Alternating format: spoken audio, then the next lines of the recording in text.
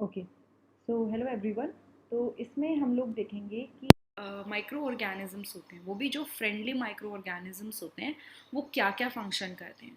तो ऑलरेडी मैंने इस चैप्टर को, अगर आप 8 क्लास की प्लेलिस्ट में जाएंगे तो लाइन टू लाइन कवर किया है, बट अब एक ओवरव्यू जो होता है कि फटाफट से समझाना कि क्या क्या है इस चैप्टर में, तो उसके अकॉर्डिंग हम चलते हैं।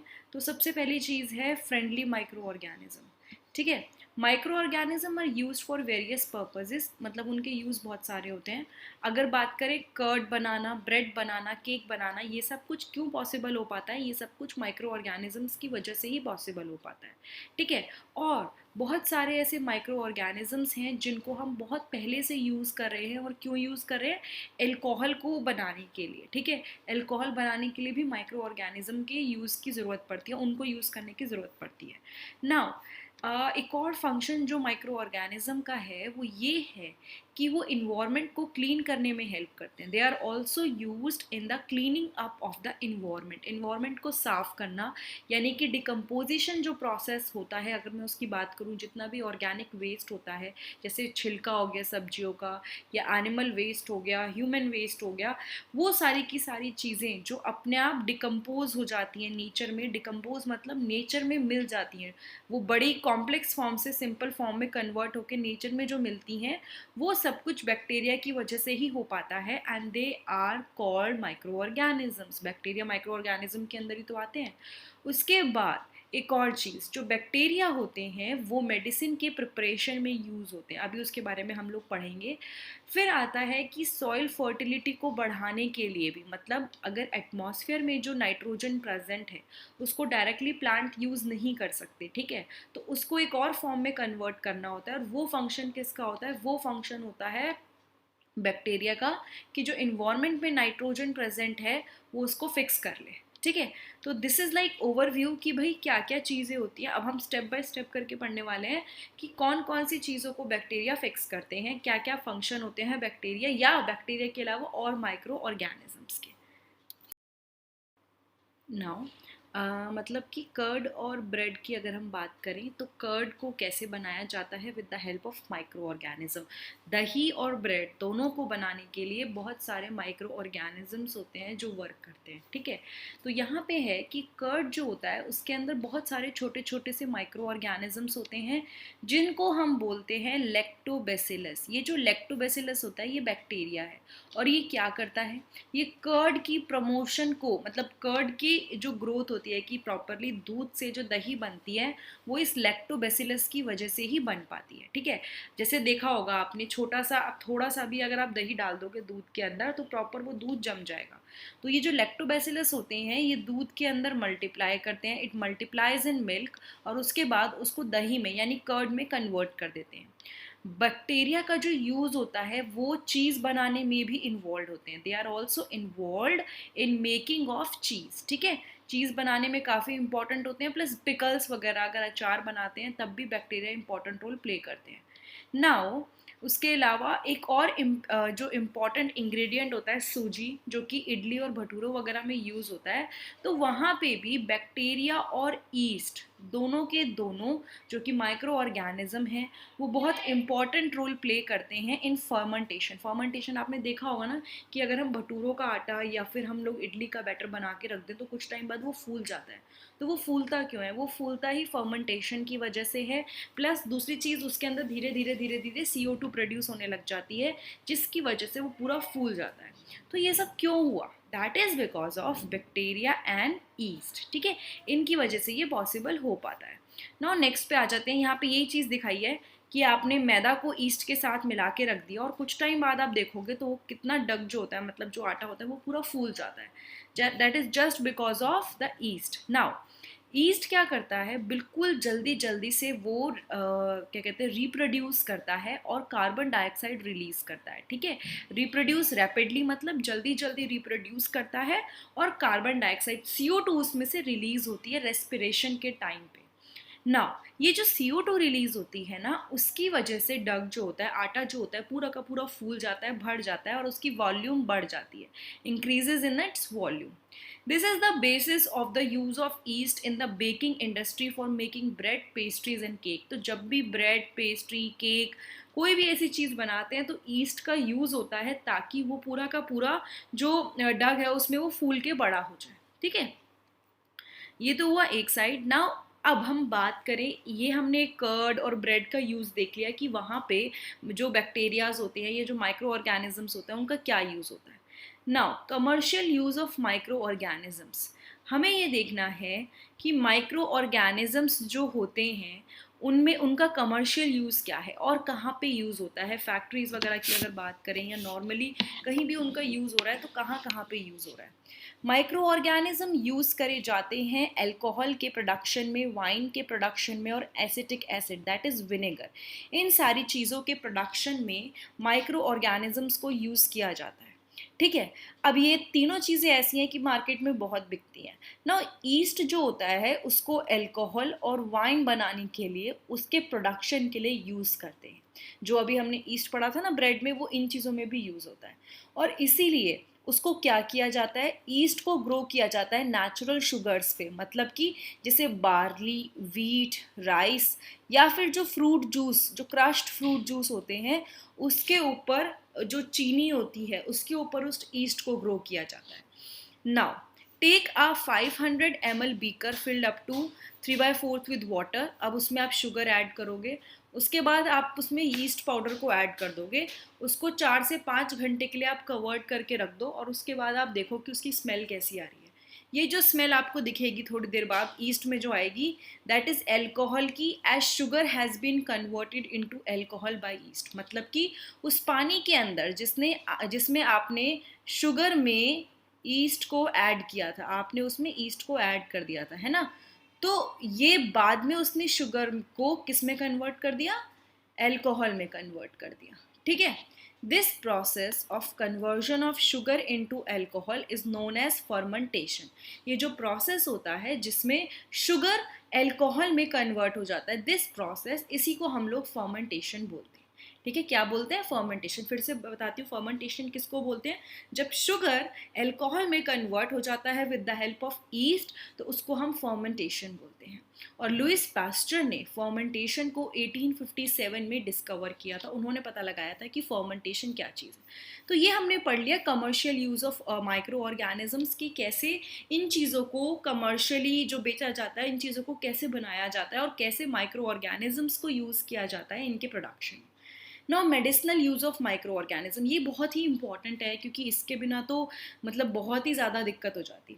और आप 12th क्लास में भी अगर बायोलॉजी लेंगे तो आप पढ़ेंगे, थोड़ा सा एक टॉपिक है इसके बारे में. बट उसके अलावा कई बार हम जब बीमार पड़ते हैं तो हमें डॉक्टर एंटीबायोटिक्स प्रिस्क्राइब करते हैं. एंटीबायोटिक्स क्यों प्रिस्क्राइब करते हैं डॉक्टर हमें, कि कोई भी अगर इन्फेक्शन हुआ है तो वो एंटीबायोटिक्स लेके ठीक हो जाए. ठीक है, तो एंटीबायोटिक्स के टैबलेट्स, कैप्सूल और कई बार इंजेक्शन भी देना पड़ता है, जिसको पेनिसिलिन भी बोल देते हैं. ठीक है, नाउ ये जो पेनिसिलिन है, ये जो एंटीबायोटिक्स है, ये कहाँ से आई, ये सारी की सारी हमारे माइक्रो ऑर्गेनिजम्स की हेल्प से आई. ये जो मेडिसिन होती है ना, ये जो डिजीज कॉजिंग माइक्रो ऑर्गेनिजम्स होते हैं, हमारी बॉडी में कोई छोटा सा ऐसा माइक्रो ऑर्गेनिज्म घुस गया जिसकी वजह से कोई बीमारी हो सकती है. ठीक है, तो उसको कौन उसको ठीक करेगा, उसको अगर ठीक करने की बात होगी तो कौन करेगा, उसको ठीक करने के लिए ही ये मेडिसिन बनाई गई हैं. तो आजकल क्या कर रहे हैं, बहुत सारे ऐसे एंटीबायोटिक्स हैं, जो दवाइयाँ जो होती हैं उनको कहाँ से प्रोड्यूस किया जाता है, बैक्टीरिया एंड फंजाई की हेल्प से उनको प्रोड्यूस किया जाता है. किसको, एंटीबायोटिक्स को. और क्या करती हैं ये, जो डिजीज़ कॉजिंग ऑर्गेनिजम्स हमारी बॉडी में होते हैं उनको मारने का काम करती हैं.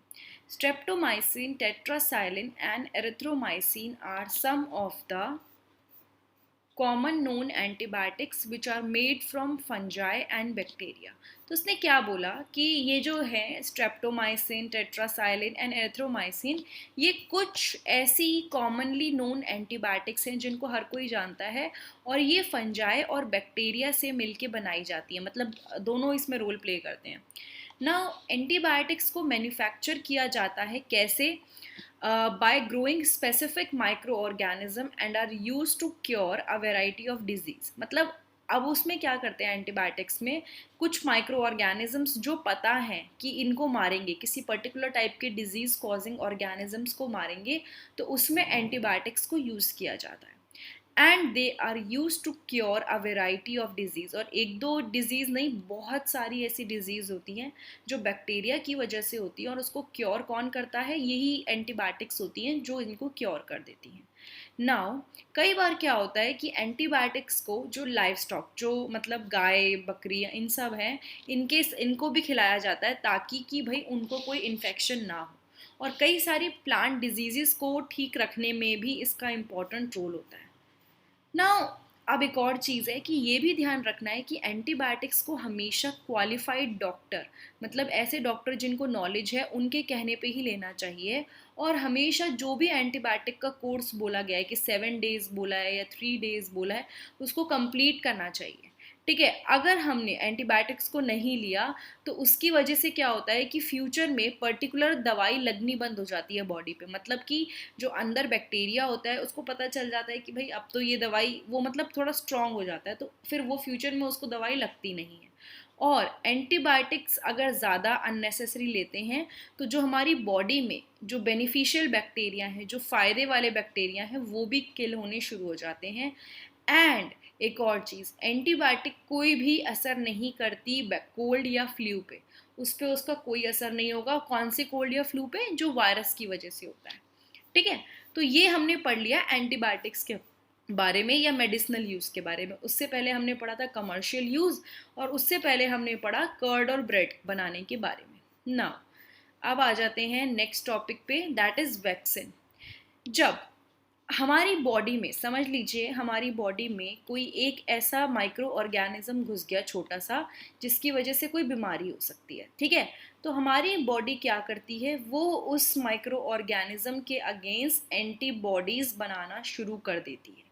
ठीक है, और उसके बाद बॉडी याद भी रखती है कि भाई ये चीज़ जो है, ये बॉडी में जब आई थी तो एंटीबॉडीज़ बनी थी. मतलब ये बाहर का फॉरेन पार्टिकल, जो बाहर से एक आया है कीटाणु, जब ये बॉडी में एंटर किया था तो हमारी बॉडी उस चीज़ की मेमोरी बना लेती है कि ये जब आया था तो हमने एंटीबॉडीज़ बनाई थी. एंटीबॉडीज़ इनसे फाइट करने के लिए बनती हैं. किन से फाइट करने के लिए, जो बाहर से जो फॉरेन चीज़ें आती हैं उनसे फाइट करने के लिए एंटीबॉडीज़ बनती हैं. ठीक है, तो वैक्सीन में क्या किया जाता है, वैक्सीन में if dead or weakened microbes are introduce into a healthy body, the body fights and kill the invading bacteria by producing suitable antibodies.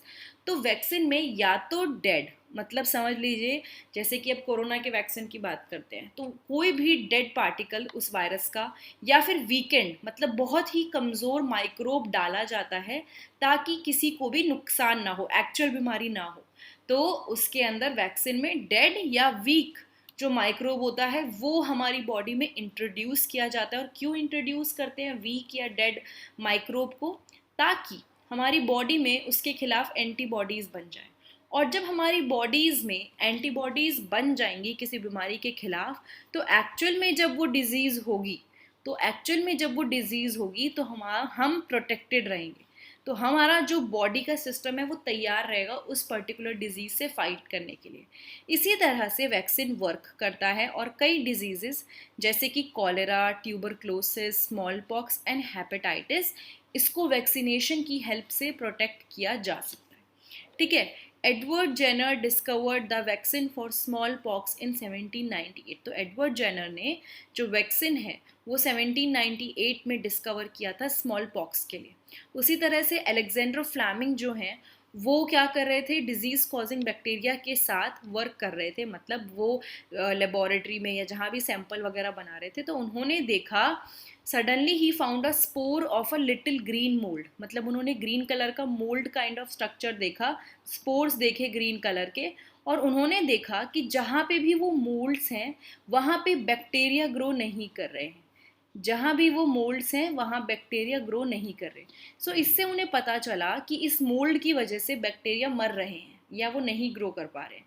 तो इस तरह से उन्होंने फिर जो पेनिसिलिन है, पेनिसिलिन मोल्ड, वो डिस्कवर किया था, जो बहुत सारी एंटीबायोटिक्स में यूज़ होता है. ठीक है, नाउ अगर हम बात करें यहाँ पे, it is essential to protect all children against this disease.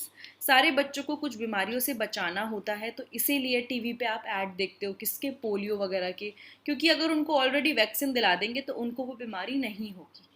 एक और कैंपेन चल रहा है स्मॉल पॉक्स के अगेंस्ट, और उसकी वजह से क्या हुआ है, बहुत सारे पार्ट्स में मतलब जो डिजीज़ हैं वो ऑलमोस्ट ख़त्म हो चुकी हैं, स्मॉल पॉक्स तो, ठीक है। A world wide campaign against small pox की वजह जो कैंपेन चला, मतलब उसको ख़त्म करने के लिए जो कैंपेन चला, उसकी वजह से बहुत सारे पार्ट्स में ये ख़त्म हो चुकी है बीमारी, ऑलमोस्ट ख़त्म ही हो चुकी है अभी ये। Now, these days vaccines are made on a large scale from microorganisms to protect human and other animals from several diseases. आजकल बहुत सारे वैक्सीन्स बनाए जा रहे हैं ताकि पर्टिकुलर बीमारी ना हो और जो भी इंसान हैं they stay safe for that, तो इसीलिए उनको बहुत सारे वैक्सीन दिलाए जा रहे हैं। नाउ सॉइल फर्टिलिटी को इंक्रीज करने में भी माइक्रो ऑर्गेनिजम्स का बहुत बड़ा हाथ होता है। मैंने आपको बताया था कि जो एटमॉस्फेयर में नाइट्रोजन है उसको प्लांट्स फिक्स नहीं कर सकते, यूज़ नहीं कर सकते, तो बहुत सारे माइक्रोब्स प्लांट्स की रूट्स में रहते हैं और वो क्या करते हैं, वो उस नाइट्रोजन को फिक्स कर लेते हैं, मतलब कि एटमॉस्फेरिक नाइट्रोजन को कन्वर्ट कर देते हैं ऐसी फॉर्म में जिससे प्लांट उसको यूज़ कर सके, ठीक है। तो इसीलिए कुछ माइक्रोब्स को क्या कहा जाता है, नाइट्रोजन फिक्सर्स भी कहा जाता है कुछ माइक्रोब्स को, ठीक है। और अब एक और इम्पॉर्टेंट यूज़ जो लास्ट है बट इम्पॉर्टेंट है, दैट इज़ इन्वायरमेंट की क्लीनिंग। जो भी हम लोग वेस्ट फेंकते हैं, पॉलीथीन वगैरह को हटा दें, तो वो वेस्ट कैसे अपने आप नेचर में कुछ टाइम बाद मिल जाता है, जैसे कि छिलके फेंके या आपने कोई भी ऐसा एनिमल देखा कि जो मर गया, तो वो ऑटोमेटिकली नेचर में मिलने लगता है, ठीक है। तो ऐसा क्यों होता है, that is because of the micro organisms. ये बहुत ही इंपॉर्टेंट रोल प्ले करते हैं इन्वायरमेंट को क्लीन करने में और डिकम्पोजिशन के प्रोसेस में।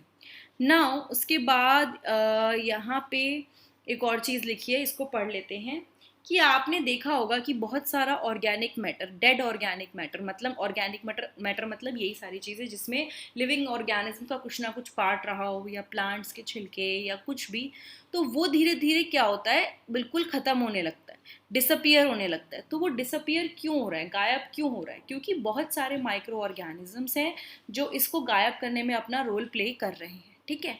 और उसके बाद यही सब्सटेंसेस क्या करते हैं, प्लांट्स और एनिमल दोबारा यूज़ करते हैं, लाइक मिट्टी में मिल गया तो वही फिर प्लांट्स उसको यूज़ करते हैं।